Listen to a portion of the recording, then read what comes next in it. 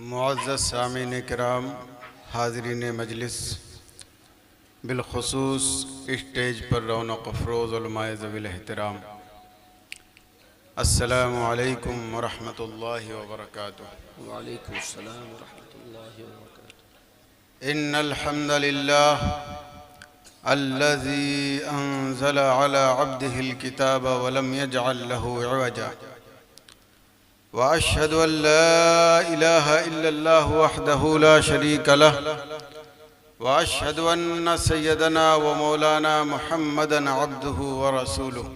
सल्लल्लाहु अम्मा बाद फ़अऊज़ु बिल्लाहि मिनश शैतानिर रजीम। बिस्मिल्लाहिर रहमानिर रहीम।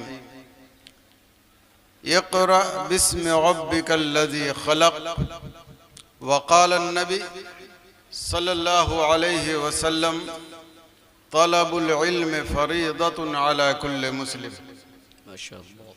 सदक़ल्लाहुल अलियुल अज़ीम व बल्लगना रसूलुहुन नबियुल अमीनुल करीम व नहनु अला ज़ालिका लमिनश शाहिदीन वश्शाकिरीन वल्हम्दुलिल्लाहि रब्बिल आलमीन। मोहतरम हज़रात, ये आली जनाब मोहम्मद हसन अंसारी साहब और उनके अहले खाना ने अपने बच्चे मौलाना चाँद मोहम्मद मिसबाही ज़ीदा इल्महू की दस्तारे फ़जीलत के मौका पर ये बज़्म रचाई और बसाई है। यकीनन ये और इनके साहबजादे काबिल मुबारकबाद हैं माशाअल्लाह। और उम्मीद है कि मौलाना चाँद मोहम्मद मिसबाही साहब बहैसियत आलिम अपनी जिम्मेदारी पूरी ज़िंदगी निभाने की कोशिश करेंगे इंशाअल्लाह। और इनके वालिदे मोहतरम की ख्वाहिश है कि वो मुफ्ती भी बन जाएं। तो हमें उम्मीद है कि आपके साहबजादे इनकी ख्वाहिश ज़रूर पूरी करने की कोशिश करेंगे। माशाअल्लाह। आपको इस बज़्म के ज़रिए एक बेहतरीन मौका फ़राहम किया गया है कि आप उलमाए किराम मुफ्तियान अज़ाम के ज़रिए कुछ सीख सकें माशाअल्लाह। और सीखने के बाद अमली ज़िंदगी में उसको लाने की कोशिश करें। इंशाअल्लाह आपकी दुनिया भी बेहतर बन जाएगी और आखिरत में भी अल्लाह तबारक व तआला आपको बुलंद मकाम अता फरमाएगा माशाअल्लाह। इंशाअल्लाह करीब आप एक बेहतरीन खिताब ख़तीब एशिया व यूरोप हज़रत अल्लामा मौलाना मसूद अहमद बरकाती साहब क़िबला उस्ताद जामिया शरीफिया मुबारकपुर से समाअत करनी है। मैं थोड़ी देर के लिए हाजिर आया हूँ और चूँकि दस्तार का ताल्लुक़ इल्म और एजुकेशन और तालीम व तरबियत से होता है, इसलिए मुनासिब समझता हूँ कि तालीम व तरबियत पर ही गुफ्तगू कर ली जाए। तो मैंने अपनी तकरीर का उन्वान रखा है कि बेहतरीन तालीम व तरबियत ही हर मुश्किल का इलाज। माशाअल्लाह। तो उम्मीद है कि आप जो भी सुनेंगे कुरान और हदीस की रोशनी में उसे अपने ज़िंदगी में लाने की कोशिश करेंगे। बिला ताख़ीर बड़ी अक़ीदत व मोहब्बत के साथ हुज़ूर आक़ाए दो जहां सल्लल्लाहु अलैहि वसल्लम की बारगाह बेकस पनाह में दुरूद व सलाम का नजराना पेश करने पढ़ें। अल्लाहुम्मा सल्लि अला सय्यदिना व मौलाना मुहम्मद व बारिक व सल्लिम सलातुन व सलामुन अलैका या रसूलल्लाह। शायर कहता है, मैंने माना कि मेरी आवाज़ नहीं जाएगी, मैंने माना कि मेरी आवाज़ नहीं जाएगी, दूर दीवार से पलट कर आ जाएगी।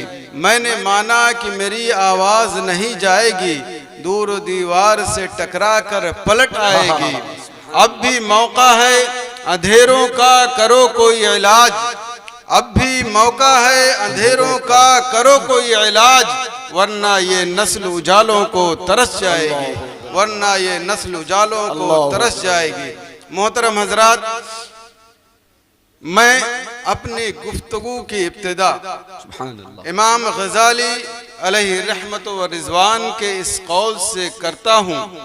आप फरमाते हैं कि सब इंसान मुर्दा है, जिंदा वो हैं जो तालीम याफ्ता हैं, जो इल्म वाले हैं, और सारे इल्म वाले सोए हुए हैं, बेदार वो हैं जो अमल वाले हैं, और सारे अमल वाले खसारे में हैं, फायदे में वो लोग हैं जो इखलास वाले हैं, और सब लोगों का इखलास खतरे में है।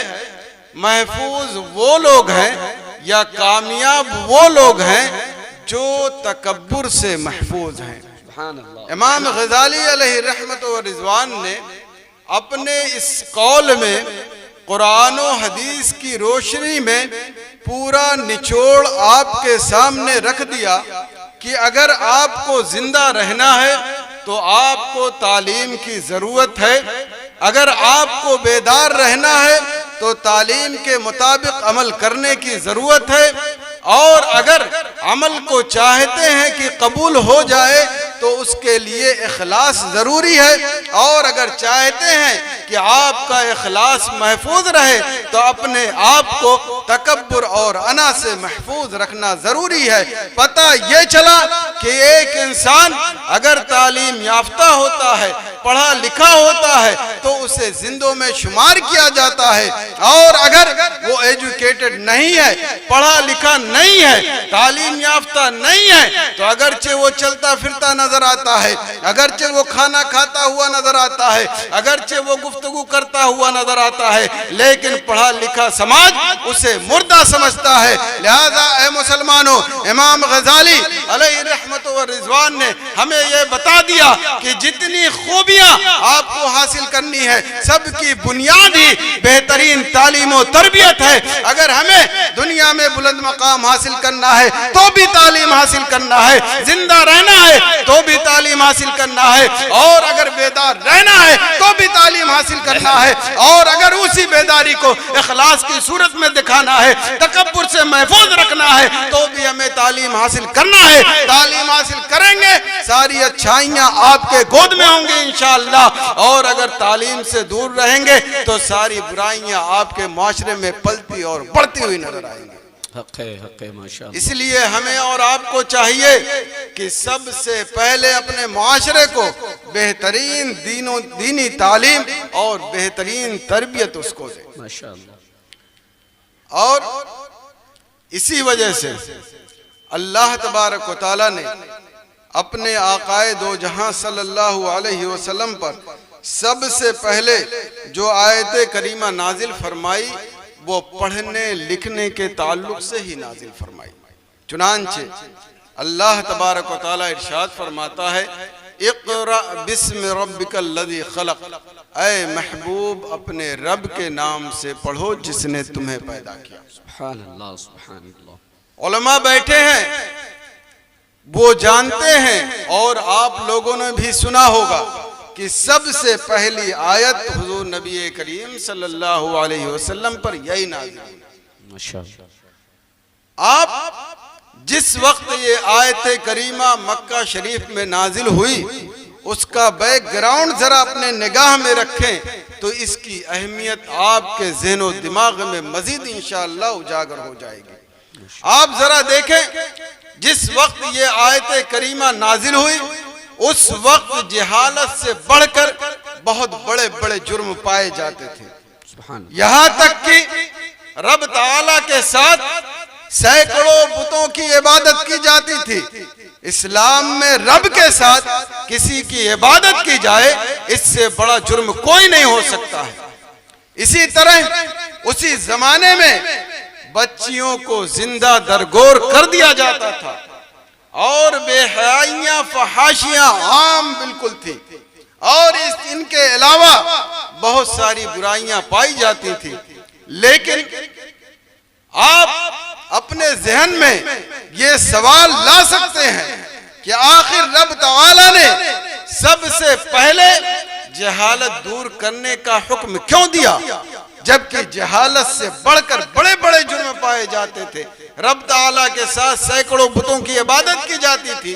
पहले क्यों नहीं ये हुक्म दे दिया नबी अकरम सल्लल्लाहु अलैहि वसल्लम को कि लोगों को बता दो कि बुतों की इबादत रब के साथ ना करें।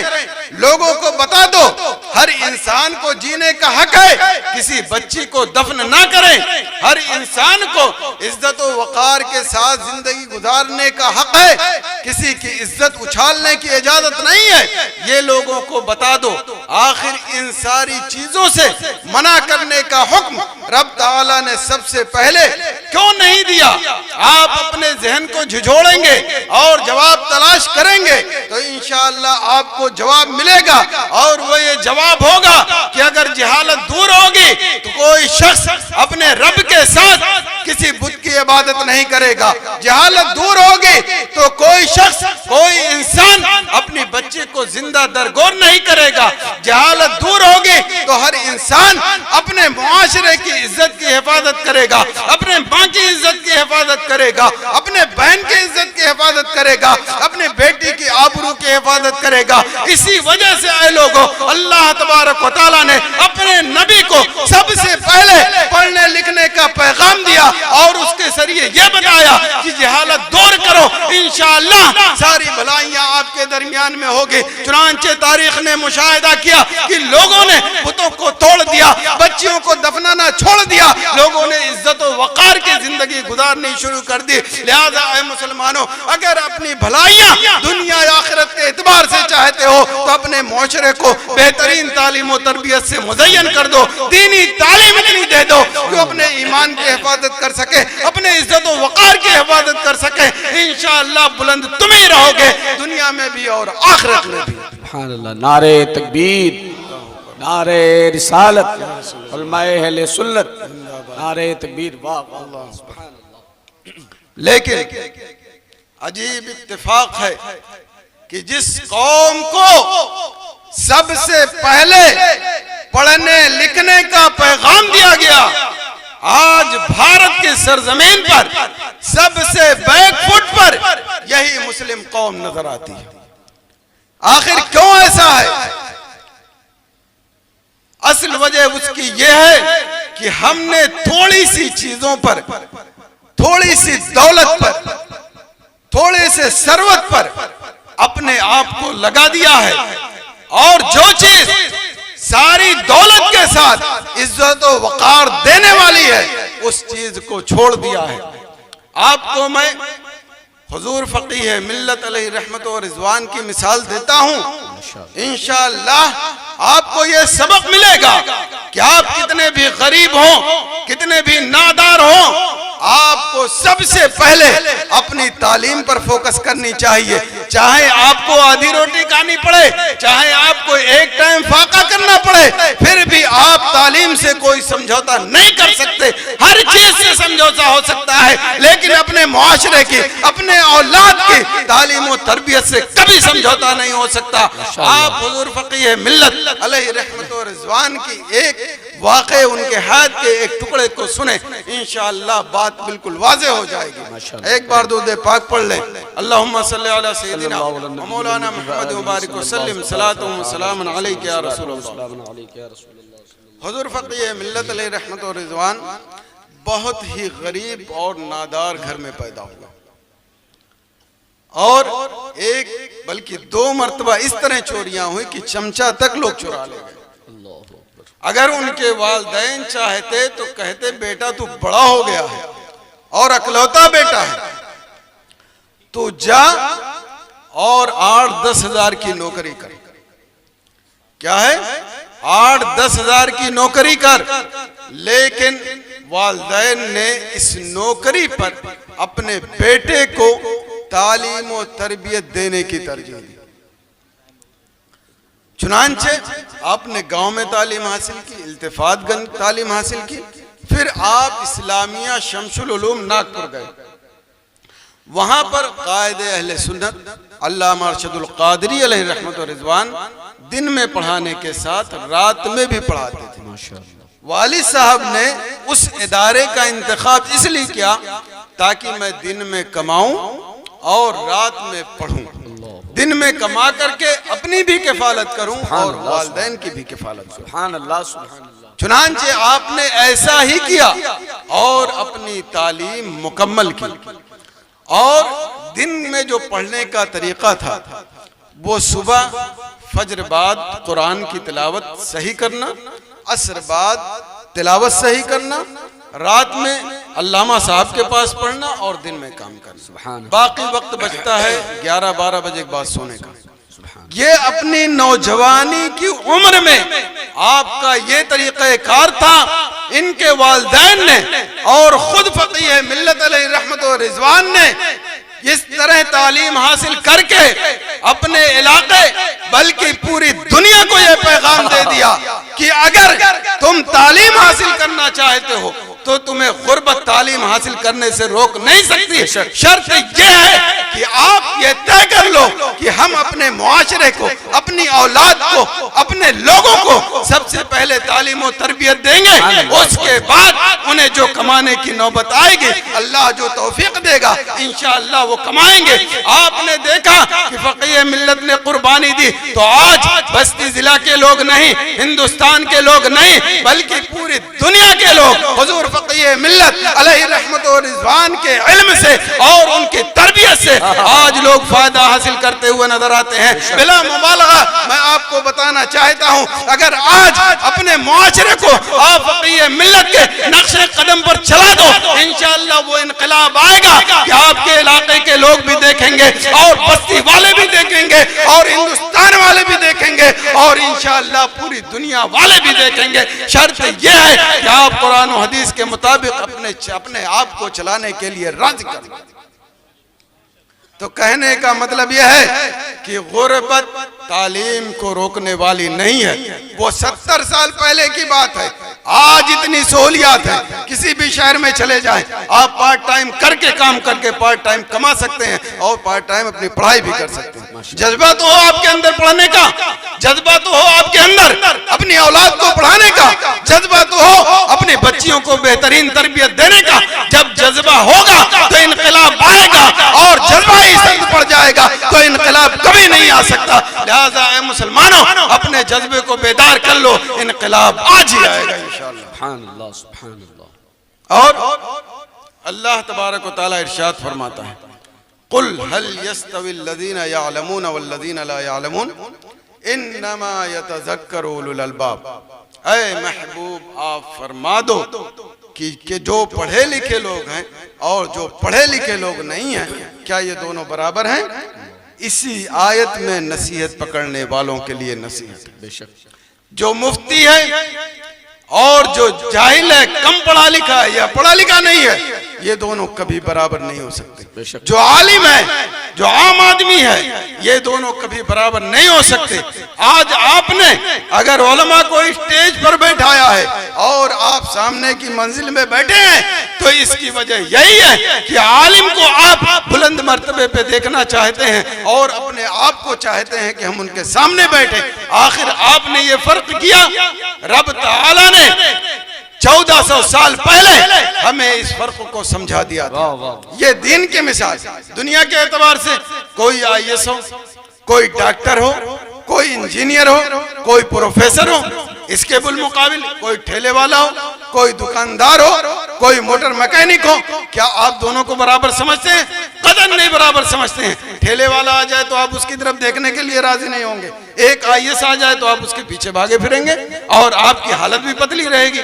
इसलिए मैं कहता हूं कि 1400 साल पहले रब ताला ने जो बराबरी और अदम बराबरी का फर्क समझाया है कि पढ़ा लिखा और गैर पढ़ा लिखा ये दोनों बराबर नहीं हो सकते।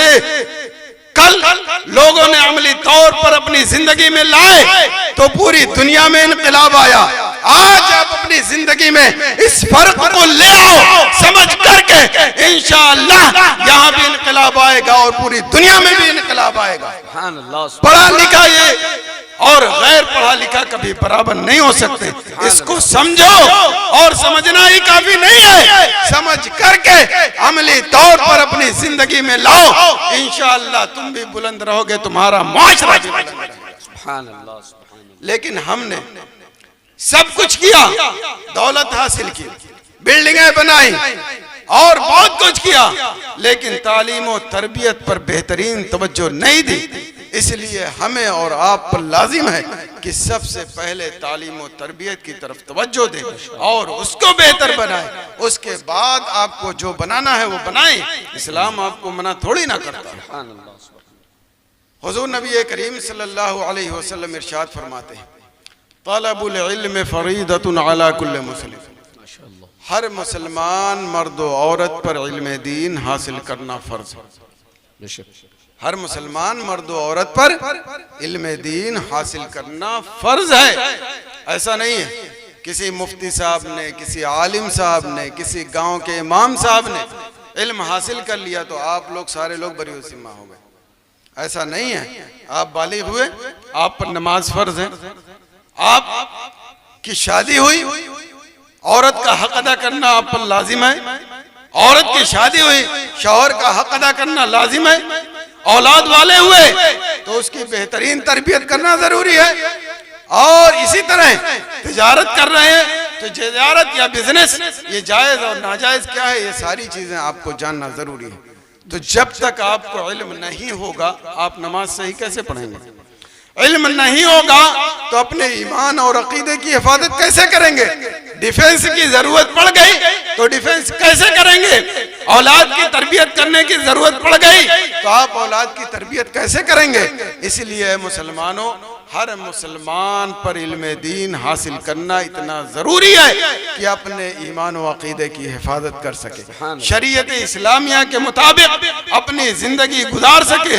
लेकिन अफसोस होता है अपने मुआशरे को लोगों को देखकर, अपने समाज के लोगों को देखकर कि वो हर चीज हासिल करने के लिए तैयार है, लेकिन अगर कह दिया जाए कि कुरान सही से पढ़ना सीख ले तो उनके पास वक्त नहीं है। अपने बच्चों को आधा घंटा देने का वक्त नहीं है, अपनी लड़कियों को थोड़ी तरबियत देने का वक्त नहीं है। हम बता दे रहे हैं अगर आपको इतना वक्त भी नहीं मिल रहा है तो आपको, आपकी औलाद को तबाही और बर्बादी से कोई नहीं बचा सकता। लिहाजा ऐ मुसलमानों, वक्त दो और अपने बच्चों और बच्चियों की बेहतरीन तालीम और तरबियत करो, खुद भी इल्म हासिल करो और अपनी औलाद को भी इल्म की रोशनी से मुज़य्यन कर दो। इंशाअल्लाह आप भी बुलंद रहेंगे और आपका समाज भी बुलंदियों पर रहेगा, आपकी दुनिया भी बेहतर होगी और आखिरत में भी अल्लाह तबारक व तआला आपको बुलंद मकाम अता फरमाएगा। और तालिब इल्म और आलिम की बहुत बड़ी फजीलत है। अगर हकीकत में तालिब इल्म होने का हक अदा कर दिया जाए, आलिम होने का हक अदा कर दिया जाए तो उससे बेहतर इस वक्त समाज में कोई शख्स नहीं होगा। खुद मुस्लिम शरीफ की हदीस है, हुजूर नबी करीम सल्लल्लाहु अलैहि वसल्लम इरशाद फरमाते हैं, मन सलका तरीक़न यब्तगी फीही इल्मन सलकहुल्लाहु तरीक़न इलल जन्नह। जो शख्स कोई ऐसे रास्ते पर चले कि उससे चलकर इल्म दीन हासिल करे तो अल्लाह तबारक व तआला उसे जन्नत का रास्ता। सुभान अल्लाह, सुभान अल्लाह। और फिर आगे हदीस शरीफ में है, व अन्नल मलाइकत लतदउ अजनिहतहा लितालिबिल इल्म रदम बिमा यशा। फरिश्ते जो मासूम होते हैं एक तालिब इल्म के लिए अपने परों को बिछा देते हैं, जो वो कर रहा है उससे राजी होकर। आप जरा सोचें, एक तालिब इल्म का इतना बड़ा मर्तबा है और आलिम का मर्तबा क्या है, आगे सुनिए। व अन्नल आलिम ला यस्तगफिरु लहु मन फिस समावाति वल अर्द हत्तल हितान फिल मा। एक आलिम वो है कि जमीन और आसमान में जितनी चीजें हैं यहाँ तक कि मछलियां उस आलिम के लिए मगफिरत करती हैं। आलिम बाअमल जो शरीयत के मुताबिक अपनी जिंदगी गुजारता है उसका इतना बुलंद मर्तबा कि जमीन और आसमान में जितनी चीजें हैं यहाँ तक कि मछलियां पानी में उसके लिए इस्तिग़फ़ार करती हैं। माशाअल्लाह। और फिर आगे आलिम के बारे में हुजूर नबी करीम सल्लल्लाहु अलैहि वसल्लम फिर इरशाद फरमाते हैं, व अन्न फ़ज़लल आलिम अलल आबिद का फ़ज़लिल क़मर अला साइरिल कवाकिब। आलिम की फजीलत तमाम आबिदों पर ऐसे ही है जैसे कि चांद की फजीलत सितारों पर। सुभान अल्लाह। आप देखते हैं आसमान में कि सितारों में चांद सबसे ज्यादा रोशन होता है, इसी तरह आलिम तमाम आबिदों में सबसे ज्यादा फजीलत रखता है। आबिद उसको कहते हैं जो दिनों रात इबादत में लगा हो और भी काम करता हो लेकिन ज्यादातर इबादत करता हो, और वो आलिम ना हो। तो आलिम जो आबिद हो, ऐसे आबिद पर उसे फजीलत हासिल है, ऐसे ही जैसे कि चांद को सितारे पर फजीलत हासिल है। फिर आगे हुजूर नबी करीम सल्लल्लाहु अलैहि वसल्लम फरमाते हैं कि ये उलमा अंबिया के वारिस है। इससे बड़ी फजीलत क्या हो सकती है? कोई ऐसा शख्स है जो हमें बता देंगे जो अंबिया का वारिस हो? आलिम ही यही नायब रसूल हैं और यही अंबिया के वारिस हैं। और फिर आगे फरमाते हैं कि अंबिया ने किसी चीज का वारिस नहीं बनाया, अंबिया ने इल्म का वारिस बनाया है। जिसने जितना हासिल किया, इल्म हासिल किया, वो सबसे ज्यादा नसीब वाला है, सबसे ज्यादा हिस्से वाला है। सुभान। आप इस हदीस को शुरू से आखिर तक देख जाइए, तालिब इल्म हो तो उसका इतना बड़ा मर्तबा कि किसी का उतना बड़ा मर्तबा नहीं कि मासूम फरिश्ते उसके लिए पर बिछाएं, और आलिम का इतना बड़ा मर्तबा कि जमीन व आसमान यहाँ तक कि मछलियां उसके लिए मगफिरत करें, और उसकी फजीलत ऐसी हो जैसे कि चांद की फजीलत तमाम सितारों पर है, और वो अंबिया के वारिस हों और वो इल्म हासिल करें तो बहुत बड़े हिस्से का इल्म हासिल करने वाले हो जाएं। तो आज हमें इस बात की जरूरत है कि अपने मुआशरे में आलिम कम से कम हर घर में एक आलिम जरूर पैदा करें, एक मुफ्ती पैदा करें, और उसे बेहतरीन तरबियत दें, उसकी बेहतरीन तालीम दें, ताकि वो अपने मुआशरे को प्रोग्रेसिंग की तरफ ले जाए, आगे बढ़ाने की कोशिश करें। एक बार दुरूद पाक पढ़ लें। अल्लाहुम्मा सल्ली अला सय्यदिना मौलाना मुहम्मद मुबारक वसल्लम सलातुम व सलामुन अलैका या रसूलल्लाह। एक हदीस पाक आपको और सुनाता हूँ, इंशाअल्लाह आपको दिल को छू जाने वाले होगी अगर आप कोशिश करेंगे समझने की। हुजूर नबी करीम सल्लल्लाहु अलैहि वसल्लम इरशाद फरमाते हैं, उग़दु आलिमन औ मुतअल्लिमन औ मुस्तमिअन औ मुहिब्बन वला तकुनिल खामिस फतहली। आप आलिम दीन बनो या तालिब इल्म बनो, या आलिम की बात सुनकर अमल करने वाला बनो, या आलिम से मोहब्बत करके उसके किरदार को अपनाने वाला बनो। पांचवा ना बनो वरना हिलाक हो जाओगे। पांचवा ना बनो वरना हिलाक हो जाओगे। आप अपने पूरे समाज का जायजा ले लें, अपने पूरी मुस्लिम कम्युनिटी का जायजा ले लें, देख लें। आप बताएं आपके यहाँ कितने उलमा हैं, आप बताएं आपके यहाँ कितने तालिब इल्म हैं, आप बताएं कितने लोग आलिम की बात सुनकर अमल करने वाले हैं, आप बताइए कितने लोग आलिम से मोहब्बत करके उनके कैरेक्टर को अपनाने वाले हैं। इन चारों चीजों का परसेंटेज आप निकाल लें तो शायद बहुत कोशिश करके 5% निकल जाए 100 में से। और हुजूर ने क्या फरमाया था? पांचवा मत बनना वरना हिलाक हो जाओ।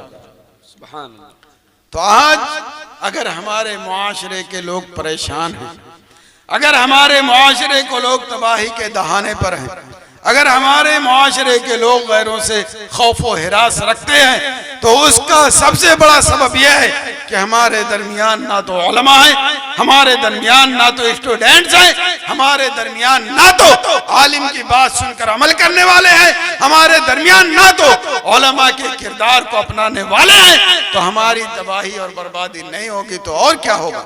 आप ये सोचते हो कि तबाही ये है कि जमीन के नीचे दफना दिए जाएं? अरे जमीन के नीचे किसको नहीं जाना, जरा बता दे।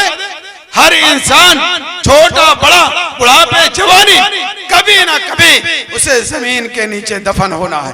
तो उस मरने को मरना, उस तबाही को तबाही नहीं कहते हैं। तबाही यह है कि आप जिंदा हो उसके बाद भी मुर्दा हो। तबाही यह है कि आप जिंदा हो लेकिन आपका कोई वकार ना हो। तबाही यह है कि आप जिंदा हो आपकी कोई इज्जत ना हो।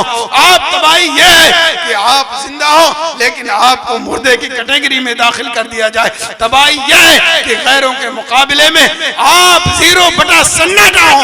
ऐ मुसलमानों, होश के नाखून लो और अपने दरमियान ऐसे अफराद को पैदा करो कि वो आलिम हो, ऐसे अफराद को पैदा करो कि वो तालिब इल्म हो, ऐसे अफराद को पैदा करो कि वो आलिम की बात सुनकर अमल करे, ऐसे अफराद को पैदा करो कि आलिम से मोहब्बत करे तो उनके नक्शे कदम पर चले।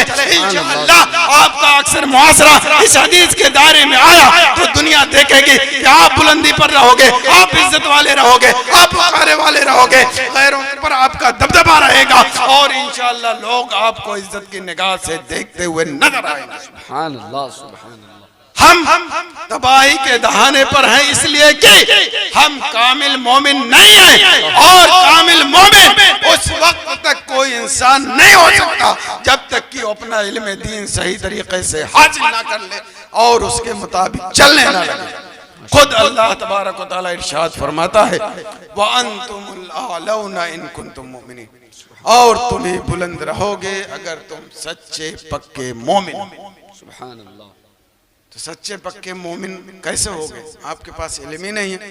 इल्म नहीं है तो आप अमल नहीं कर सकते सही तरीके से, और अमल नहीं करोगे तो ना नमाज पढ़ोगे, ना रोजा रखोगे, ना ज़कात दोगे।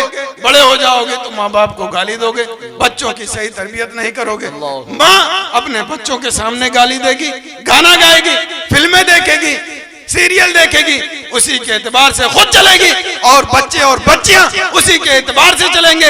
तो माँ अगर फिल्म देखने वाली है, बाप फिल्म देखने वाला है, तो बच्चा और बच्चियां भी फिल्म देखने वाले ही होंगे, वो गाना ही गाएंगे। और माँ बाप अगर कुरान पढ़ते हैं, अगर रोजा रखते हैं, अगर जिक्र करते हैं, तो बच्चा भी नमाज पढ़ेगा, जिक्र करेगा, रोजा रखेगा और नारे तकबीर बुलंद करेगा और नारे तकबीर का हक भी अदा करेगा। ऐ मुसलमानों, अपने मुआशरे को तालीम याफ्ता कर दो, तरबियत याफ्ता कर दो, इंशाअल्लाह तुम्हारा मुआशरा बुलंदियों पर दिखता हुआ नजर आएगा। दुनिया के एतबार से भी उसकी इज्जत होगी और आखिरत में भी अल्लाह तबारक व तआला इंशाअल्लाह उसे बुलंद मर्तबा अता फरमाएगा। सुभान अल्लाह, सुभान अल्लाह। लेकिन अजीब इत्तेफाक है कि हम और आप समझने के लिए तैयार नहीं है। आज उलमा जो संजीदा है, जो समझते हैं, इस्लाही तकरीर बयान कर करके तकरीबन थक चुके हैं। लेकिन अल्लाह जाने अल्लाह की क्या मसलियत है कि हमारे दिल में, हमारे ज़हन में ये बातें नहीं उतरती और हम सबसे पहले कमाने और खाने के चक्कर ही में रहते हैं और उसी के पीछे भागने की कोशिश करते हैं। महरेरा शरीफ का नारा है, आधी रोटी खाएंगे बच्चों को पढ़ाएंगे। आखिर क्यों है उनका ये पैगाम, उनका नारा क्यों है? यही बताने के लिए रोटी अहम नहीं है, गोश्त अहम नहीं है, चावल अहम नहीं है। जो आने वाली नस्ल है वो ये नहीं देखेगी कि आपने क्या खाया और क्या उड़ाया, ये देखेगी कि आपने उसे क्या दिया, आपने उसे क्या समझाया, आपने उसे क्या बताया, मुआशरे में किस बुलंदी पर पहुंचाया और किस बस्ती पर अपने मुआशरे को आपने ढकेल दिया। मुआशरा ये आपको देखेगा और आपसे सवाल करेगा। इसलिए उन्होंने ये पैगाम दिया कि आधी रोटी खाएंगे और बच्चों को पढ़ाएंगे। तो अगरचे आधी रोटी खाना पड़े लेकिन अपने बच्चों को पढ़ाना तय कर ले। कितनी भी परेशानी हासिल करनी पड़े, कितनी भी परेशानी और तकलीफें उठानी पड़े, लेकिन अपने बच्चों और बच्चियों को पढ़ाने से पीछे ना भागे। माशाअल्लाह, दीनी तालीम बहुत जरूरी है। आज कितने मामलात ऐसे होते हैं कि पता चलता है कि गैर मुस्लिम लड़का गैर मुस्लिम लड़की के साथ शादी कर लिया, भाग गया, या गैर मुस्लिम लड़की गैर मुस्लिम लड़के इसके साथ भाग गई और शादी कर ली, और यहाँ तक कि इस्लाम भी अपना छोड़ देते हैं या छोड़ देती है। कभी कभी नौबत ऐसी भी आती है। इससे बढ़कर आपको तकलीफ पहुंचाने वाली और आपको झिझोड़ने वाली कौन सी चीज हो सकती है? क्या आप चाहते हो कि इससे बढ़कर आपके दरमियान परेशानी आए तब आंखें खोलोगे? अरे अब भी वक्त है, होश में आ जाओ, आंखें खोल लो। और ये दो आंखें नहीं जो दिखती हैं, बल्कि दिल की आंखें खोलो। जब वो आंखें खुलेगी तभी आपका इलाज होगा। हदीस शरीफ में है कि अगर दिल सलामत रहा तो पूरा जिस्म सलामत है, और दिल में फासिद हो गया तो पूरा जिस्म फासिद हो जाएगा, और पूरा जिस्म फासिद हो गया तो सारा मामला ही फसाद का शिकार हो जाएगा। इसलिए अपने दिल की इस्लाह कर लो, इंशाअल्लाह आप खुद की इस्लाह करोगे, अपने औलाद की भी इस्लाह करोगे, और अपने मुआशरे को भी आगे बढ़ाने की कोशिश करोगे। ये दीन की तालीम के ताल्लुक से था। और आप ऐसा न सोचें कि इस्लाम मॉडर्न एजुकेशन हासिल करने से या दुनियावी तालीम हासिल करने से रोकता है। सही बात यह है कि दुनियावी तालीम भी अगर अच्छी नीयत से आप हासिल करें तो उस पर भी आपको अजर और सवाब मिलेगा, और नमाज पढ़ने जाए नीयत फासिद है तो उस पर आपको अज़ाब मिलेगा। तो नीयत चाहे दीन की तालीम हो वहां भी दुरुस्त होना जरूरी है, अल्लाह और उसके रसूल की रजा के लिए। और मॉडर्न एजुकेशन, डॉक्टर बनते हो, IAS बनते हो, इंजीनियर बनते हो, वहां भी आपका मकसद अल्लाह और उसके रसूल की रजा हो कि हमें जो सलाहियत हासिल होगी अल्लाह और उसके रसूल के फरमान के मुताबिक मैं समाज की और अपने औलाद की खिदमत करूंगा, उस पर भी आपको अजर और सवाब मिलेगा। एक हदीस आपको सुनाता हूँ, इंशाअल्लाह बात बिल्कुल वाज़ेह हो जाएगी, और मॉडर्न एजुकेशन की हम मुसलमानों को दीनी तालीम के बाद कितनी ज़रूरी है उस पर भी रोशनी वाज़ेह तौर पर पड़ जाएगी। लेकिन उससे पहले दुरूद पाक पढ़ लें। अल्लाहुम्मा सल्लि अला सय्यिदिना मौलाना मुहम्मद मुबारक वसल्लम सलातो व सलाम अलैका या रसूलल्लाह। सुनन तिर्मिज़ी की हदीस पाक है, ज़ैद इब्न साबित रज़ियल्लाहु ताला अन्हु जो हुज़ूर नबी करीम सल्लल्लाहु अलैहि वसल्लम के बहुत ही चहेते सहाबी, आप कहते हैं कि हुज़ूर नबी करीम सल्लल्लाहु अलैहि वसल्लम ने हमें हुक्म दिया कि हम जाके यहूदी ज़ुबान सीख कर आएं। कौन ज़ुबान? यहूदी ज़ुबान सीख कर आएं। 15 दिन नहीं होता है आप यहूदी ज़ुबान सीख कर आ जाते हैं। वजह क्या थी? उससे पहले एक यहूदी ख़त लिखा करता था। कौन? यहूदी जो इस्लाम का पक्का दुश्मन है। ज़रूरत थी तो कराना पड़ रहा था। वो यहूदी ख़त लिखता था। ऐसा हो सकता है कि हुजूर ख़त लिखवाएं, वो कुछ और लिख दे और जाकर वहाँ पर पढ़ा जाए और अमन व शांति जो कायम है वो भंग हो जाए। यहूदी ज़ुबान में ख़त आता था, वही यहूदी पढ़ता था। ऐसा हो सकता है कि लिखा कुछ और वो पढ़ दे कुछ और, तो भी मामलात बिगड़ जाएं, कत्ल व गारतगरी का माहौल पैदा हो जाए। तो इस सबब से हुज़ूर नबी करीम सल्लल्लाहु अलैहि वसल्लम ने ज़ैद इब्न साबित रज़ियल्लाहु ताला अन्हु को हुक्म दिया कि आप यहूदी ज़ुबान सीख कर आएँ। 15 दिन नहीं गुजरते हैं कि आप यहूदी ज़ुबान सीख कर आ जाते हैं। अब जो खतरा था वो टल गया या काफ़ी दब गया। क्यों? इसलिए कि अब यहूदी ज़ुबान सीख कर ज़ैद इब्न साबित रज़ियल्लाहु ताला अन्हु आ गए। अब वो खत लिखते थे, आता था तो वही पढ़ते थे। यहाँ एक नेगेटिव थिंकिंग जा सकते है। वैसे अहले सुन्नत व जमात के लोग तो ऐसा नहीं सोच सकते। वहाबी ज़दा या देवबंदी ज़दा होंगे तो ये सोच सकते हैं, वो ये कह सकते हैं कि अरे जब उनको इल्म गैब हासिल था तो फिर फितना फसाद कैसे हो सकता, कत्ल व गारतगरी कैसे हो सकती।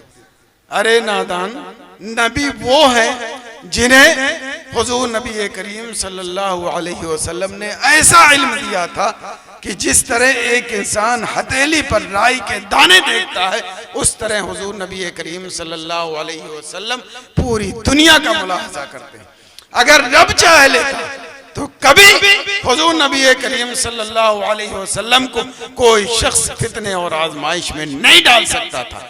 लेकिन फिर भी हुजूर नबी करीम सल्लल्लाहु अलैहि वसल्लम ने यहूदी जुबान सीखने का हुक्म दिया, हमें ये बताने के लिए कि सारी कुव्वत होने के बावजूद, इबादत होने के बावजूद, रियाजत होने के बावजूद और हुजूर के नबी होने के बावजूद दुनियावी सबब का इस्तेमाल करना जरूरी है।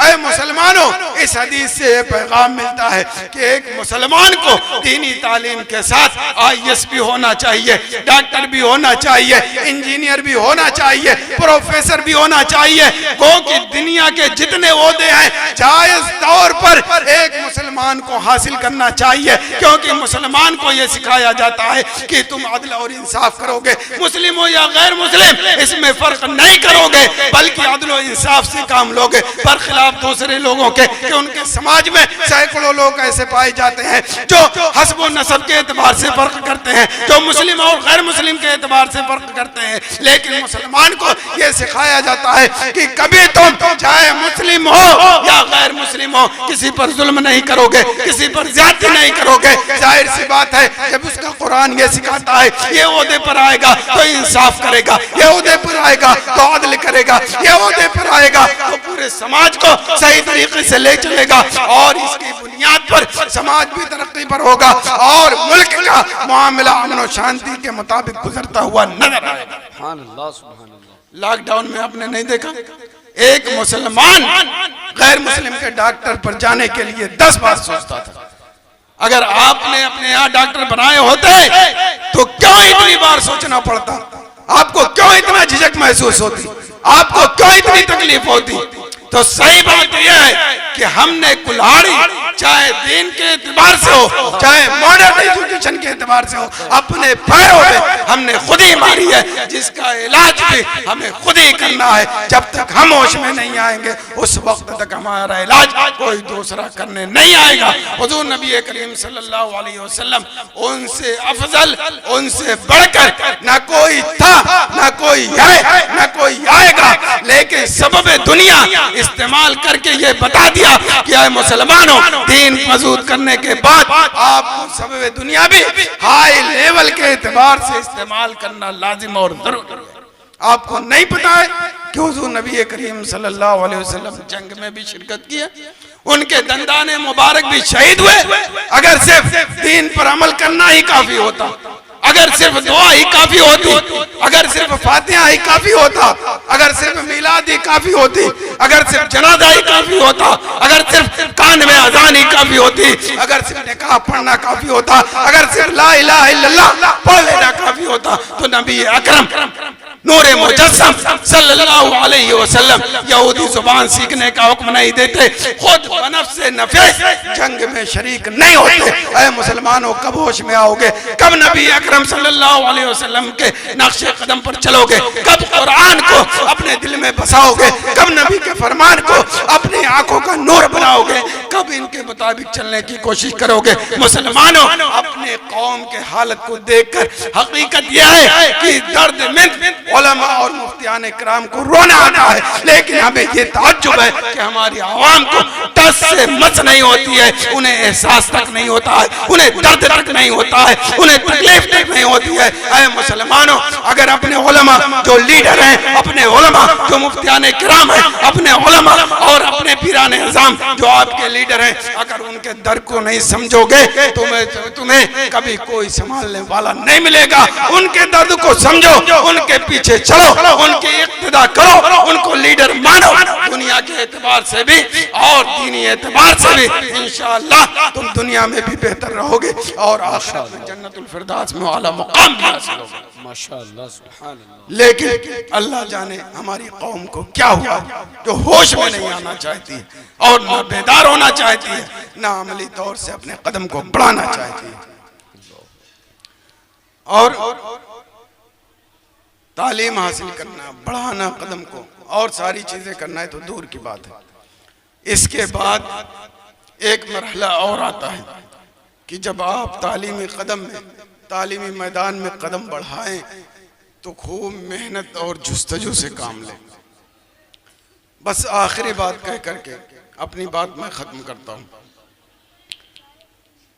हजरत जाबिर बिन अब्दुल्लाह रज़ियल्लाहु ताला अन्हु बहुत बड़े सहाबी रसूल हैं। आपको मालूम हुआ कि शाम में अब्दुल्ला बिन उनैस रज़ियल्लाहु ताला अन्हु के पास एक हदीस है। क्या है? एक हदीस पाक है और उसे उन्होंने नहीं सुना है, तो उसके लिए आपने घोड़े का इंतजाम किया, उसके लिए आपने खाने पीने का इंतजाम किया और 1 महीना सफर किया। कितना? एक दो दिन नहीं, वो भी घोड़े से। आज नहीं, फ्लाइट से घंटों में पहुंच गए, या मारुति से 8-10 घंटे में पहुंच गए। अगर 500 किलोमीटर है तो आप अंदाजा लगा सकते हैं कि सिर्फ एक हदीस हासिल करने के लिए, और वो भी जाबिर बिन अब्दुल्लाह रज़ियल्लाहु ताला अन्हु, जिनके पास सैकड़ों हदीसें पहले से मौजूद, उसके बावजूद वो हदीस उनके पास नहीं थी, तो आप मुल्क शाम इतना एहतमाम करके गए। और दरवाजे पे जब पहुंचते हैं, आज क्या होता है, हम हाजिर आते हैं, नाश्ता लाओ, पानी लाओ, बहुत सारी चीज़ों का इंतज़ाम होता है। आप कहते हैं जो दरवाजे पर दरबान होता है कि दरबान अंदर खबर कर दो कि जाबिर बिन अब्दुल्लाह दरवाजे पर। उबैद अब्दुल्लाह बिन उनैस रज़ियल्लाहु ताला अन्हु जैसे ही आते हैं, गले मिलते हैं, गले मिलने के बाद सबसे पहले यही कहते हैं कि मैंने सुना है कि आपके पास एक हदीस है, मुझे इस बात का खतरा हुआ कि मैं हदीस ना सुन पाऊं, उससे पहले मेरा इंतकाल हो जाए या आपका इंतकाल हो जाए। आप जरा सोचें, सिर्फ एक हदीस सुनने के लिए हजरत जाबिर बिन अब्दुल्लाह रज़ियल्लाहु ताला अन्हु ने कितना एहतमाम किया। महीने का सफर किया और सफर की तकलीफें बर्दाश्त की, मदीना शरीफ से मुल्क शाम तक का मामला बर्दाश्त किया, और पहुंचते ही न खाना न पानी न दाना, सबसे पहले हदीस सुनने की ख्वाहिश जाहिर की। और सबब क्या बताया कि कहीं मैं मर जाऊं या कहीं आप मर जाएं, इंतकाल कर जाएं और मैं हदीस ना सुन सकूं। आपने कभी सोचा है कि मैं नमाज की तालीम हासिल ना कर सकूं और मैं मर जाऊं? आपने कभी सोचा है कि मैं नमाज सही तरीके से ना पढ़ सकूं और उससे पहले मर जाऊं, और अपने बच्चे की सही तरबियत ना कर सकूं उससे पहले मर जाऊं? इस तरह के बातें आपने कभी सोची हैं? अगर आप कभी भी 1 घंटा, आधा घंटा, कभी भी बल्कि बिस्तर पे जाएं तो 5 मिनट भी अगर अपने दिमाग पर जोर दे दें तो इंशाअल्लाह आपको एहसास हो जाएगा, और एहसास होगा तो सबसे पहला मरहला यही है, आगे आप इलाज करने की कोशिश करेंगे। तो मुसलमानों कहने का मतलब ये है, चाहे कुरान हो, चाहे हदीस हो, चाहे साहबे किराम हो, चाहे औलिया किराम हो, चाहे उलमाए इज़ाम हो, सब लोगों ने इल्म दीन हासिल किया और इल्म दीन हासिल करके उसके मुताबिक चले, और दुनियावी असबाब को भी मुसलमानों ने इस्तेमाल किया तो वो बुलंदियों पर रहे। आज भी हम अगर इन चीज़ों को हासिल कर लें तो इंशाअल्लाह हम भी बुलंदियों पर रहेंगे, हमारी दुनिया भी बेहतर बनेगी और आखिरत में भी अल्लाह तबारक व तआला बुलंद मकाम अता फरमाएगा। ये बस एक नसीहत करके बात ख़त्म कर देता हूँ। आमतौर से शेर जो पढ़ा जाता है कि आप बस जन्नत में चले जाएंगे, ठीक है, यकीनन हमें रब ताला से उम्मीद है कि हम जन्नत में जाएंगे, हुजूर की शफाअत मिलेगी, लेकिन उससे पहले कितने मराहिल है, कभी आपने सोचा? कभी आपने सोचा? इतना आसान नहीं है जन्नत जितनी आसान आप समझते हैं। हुजूर सल्लल्लाहु अलैहि वसल्लम से जब पूछा गया, हुजूर सल्लल्लाहु अलैहि वसल्लम से साहबे रसूल ने अर्ज़ किया कि मैं आपका साथ चाहता हूँ। क्या है? आपका साथ चाहता हूँ। तो हुजूर ने पूछा क्या चाहते हो, कैसे चाहते हो? नहीं, हुजूर सल्लल्लाहु अलैहि वसल्लम ने ये कहा कि साहबी से कि आप क्या चाहते हैं, तो उन्होंने कहा कि मैं आपका साथ चाहता हूँ। ठीक है, बस यही कहा, बस यही आपका साथ चाहता हूँ। तो उन्होंने कहा हुजूर सल्लल्लाहु अलैहि वसल्लम ने कि आप मेरी मुआवनत कीजिए, मदद कीजिए नमाज पढ़ के, नमाज पढ़ के मेरी मदद कीजिए, मेरी मुआवनत कीजिए। तो इस हदीस से भी आपको सबक मिलना है कि बेअमल अगर होंगे तो उसकी सजा आपको जरूर मिलेगी। ये अल्लाह तबारक व तआला का फजल हो जाए, किसी का करम हो जाए अलग बात है, लेकिन क्या होगा आपको पता है? किसी को नहीं पता है। तो फिर बेअमली क्यों, बेराह रवी क्यों? कब्र का हिसाब बाकी है। सबसे पहले जब सवानीज़े के दूरी पर सूरज होगा वो मामला बाकी है, फिर पूरी गहमा गहमी होगी वो मामला बाकी है। शफाअत किसको हासिल होगी, किसको नहीं हासिल होगी, कौन शफा, और फिर कौन शख्स जहन्नम में जाने के बाद निकाला जाएगा और कौन शख्स जहन्नम में जाएगा इन्हें पहले ही उसकी शफाअत कबूल कर ली जाएगी।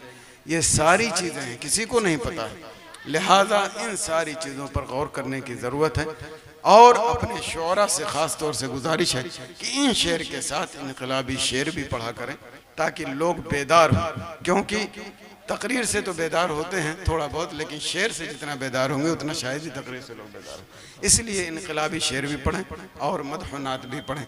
आला हजरत अलैहि रहमत व रिजवान इतने शेर पढ़े, लेकिन अमल के ज़रिए ये बताया कि बगैर अमल के आपकी ज़िंदगी बेहतर नहीं बनेगी। यहाँ तक कि आप चलने के लायक नहीं थे तो कुर्सी पर उठा कर ले जाते थे आपको और बाजमात नमाज पढ़ते थे।